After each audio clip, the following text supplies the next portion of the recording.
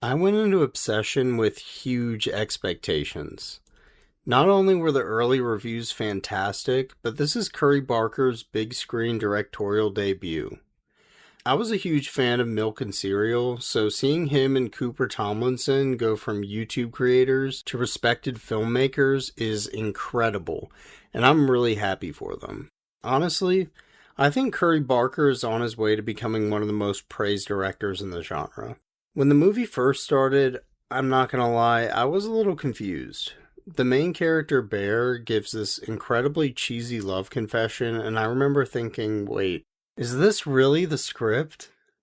But don't worry, it's completely intentional. He's just rehearsing what he wants to say to his crush, Nikki. The story kicks off because Bear is hopelessly stuck in the friend zone. Out of desperation, he uses a collectible item called a One-Wish Willow, which he got from a crystal shop, and he wishes that Nikki would love him more than anything in the world. Well, he gets his wish, but it backfires horrifically. And I'm not going to say another word about the plot because I don't want to spoil a single thing. The concept is 100% original, and honestly, the closest thing I can even compare it to is a Love Potion episode of Rick and Morty, but it's very different. Throughout the movie, the dialogue feels entirely realistic, and the acting is unbelievable.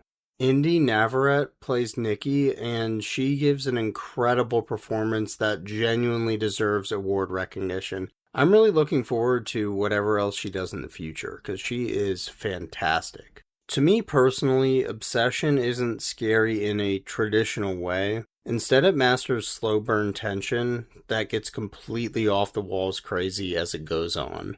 But the concept is genuinely terrifying. At least to me, the movie evokes some really heavy, horrifying themes about toxic and abusive relationships, especially in the way Bear acts around his friends. It seems very accurate. And there are so many moments that left me deeply creeped out, like a specific scene in a dark bedroom.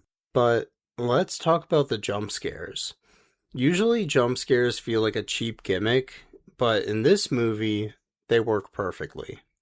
They're unexpected, they serve a narrative purpose, and experiencing them in a theater was insane. There's one jump scare in particular that I think will go down in horror history as one of the absolute best, and it's immediately followed by an extremely gory sequence.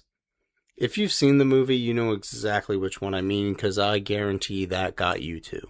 If not, you just might not be human. I don't know. Or you might have been in on the movie. You might have been part of the cast and crew.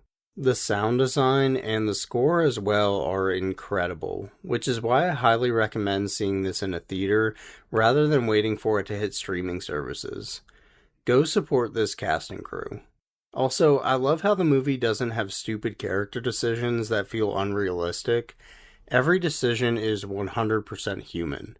And the movie doesn't treat you as the viewer like you're in first grade. It doesn't over-explain anything. I had sky-high expectations, and Obsession still managed to exceed them. It's easily one of the best horror movies I've seen in a very long time, possibly ever, and it's already sitting up there with movies like Hereditary as an instant classic in my opinion.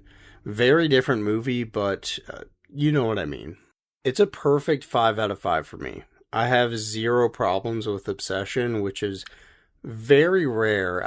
I've reviewed over 40 films in the last 2 months, and this is the only one to get a 5 out of 5 in my book. Now, if you're here because you are searching for Obsession reviews, welcome. On this channel, I deep dive into the horror genre, breaking down hidden gems and not so gems, weird movies, and the best tension building films you probably missed on streaming, usually with a bit of humor, but I kind of left that out on this video because I feel like it would do this movie an injustice. I just can't joke about it. If you love high tension atmospheric horror or just bizarre no-name horror, you might want to stick around. Have you guys had a chance to check out Obsession yet? Let me know your thoughts in the comments below, but please keep them spoiler-free for anyone who hasn't been to the theater yet. I would not want to spoil anything about this movie. Don't forget to like and subscribe if you've enjoyed my review, and I hope to see you again.